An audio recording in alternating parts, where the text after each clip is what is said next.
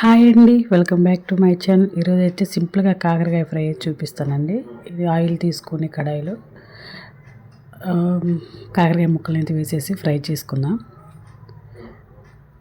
ఒక చిట్కా అయితే చెప్తానండి. కాకరకాయలు కట్ చేసిన తర్వాత ఎక్కువసేపు బయట ఉంచాలండి. అంటే కొంచెం ఎండలో కానీ అలా ఎండేస్తే ఆయిల్ తక్కువ పడుతుంది మనకి. లేదంటే డైరెక్ట్గా కట్ చేసి ఆయిల్లో వేస్తే ఆయిల్ బాగా పెరుగుతాయండి. ఆయిల్ ఎక్కువ వేయాల్సి వస్తుంది. సో సింపుల్గా అయితే ఇలా చేసేసుకుని సరిపోతుంది.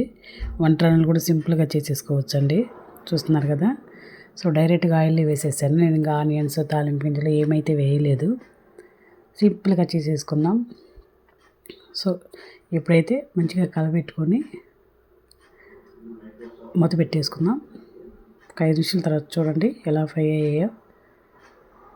సో ఇంకా మూత అయితే పెట్టాల్సిన అవసరం లేదు. డైరెక్ట్గా అయితే ఫ్రై అవుతాయి.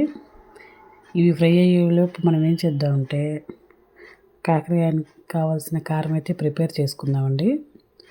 చూస్తున్నారు కదా, మంచిగా కలుపుకుందాం. ఆయిల్ అయితే బాగా పెరుగుతాయండి. ఈ కాకరకాయ షుగర్ ఉన్న వాళ్ళకైతే మంచిగా యూజ్ అవుతుందండి. ఎవరైనా తినొచ్చు, మంచిగా తింటారు. సో ఇప్పుడైతే కాకరకాయ కారం అయితే ప్రిపేర్ చేసుకుందాం.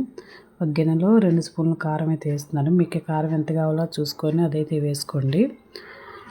1 స్పూను జీలకర్ర అయితే వేసేద్దాం. వేసుకున్న తర్వాత వెల్లుల్లి అయితే ఒక వెల్లుల్లిగడ్డ అయితే తీసుకున్నానండి. వెల్లుల్లిపాయలు చూస్తున్నాను కదా, ఒక 5-6 వెల్లుల్లిపాయలు వేసుకొని, నేను తక్కువ క్వాంటిటీ కాబట్టి వేసుకున్నాను అండి. 1 స్పూన్ సాల్ట్ అయితే వేసుకొని గ్రైండర్ చేసేసుకుందాము.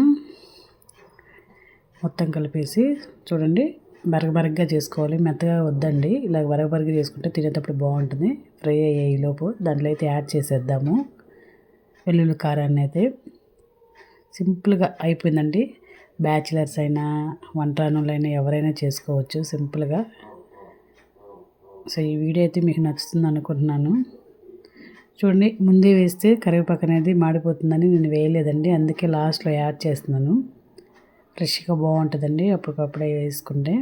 చాలా అంటే చాలా టేస్టీగా, సింపుల్గా, క్విక్గా అయిపోతుందండి కాకరకాయ కారం.